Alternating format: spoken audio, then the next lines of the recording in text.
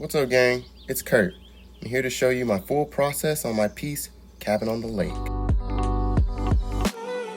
First, I like to start off with a bunch of different sketches. So these are not all of them, but this is when I'm gathering different references and just cycling through different ideas. I ended up really liking this idea of mine. I wanted a simple approach to a landscape scene, so I went with this one, and then I just blew it up to fit the iPhone dimensions because I knew I wanted to add that smoke animation later. The next thing that I did was work on the concepts for my trees. I wanted to go for more of like a graphic style and not so much like heavily detailed. So I was just really working with different shapes, so I went with like a rounded, a pointy, and then a boxy shape just to see what kind of variations I could come up with. Then I just copied and pasted those designs around the canvas. I'm refining my sketch a little bit more here so I have a little more structure whenever I go to add in colors. For the next part, I just made my tree design into a stamp brush, which is a really great tool when working in like Procreate. I'm not sure how to do this in other programs, but basically what you do is you take your design, make it all black, and then copy and paste that into the shape of your stamp brush.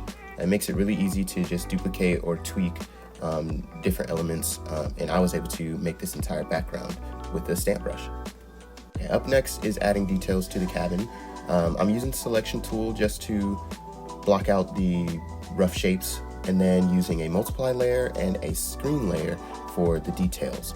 This allows me a little more control over like the intensity. Also, if I want to add or delete anything, I can do so without messing up like the base shapes or base colors. So this is a great way to kind of add more details to your objects in your scenes, as well as giving you some control over the intensity and just the overall look of how you want it to interact with your colors in your scenes. So I have a lot of fun just kind of messing around with the different layer types and things, so I recommend just having a little bit of fun with it yourself.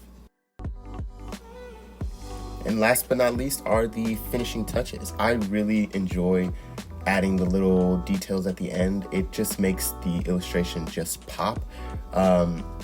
You can see over this little course of the time lapse that like the colors come a little more brighter, more saturated. I fixed the perspective a little bit, and then obviously the addition of a character just makes it a little more personable. So I appreciate you guys sticking around for this process. Thank you, and I hope you guys enjoyed my cabin on the lake.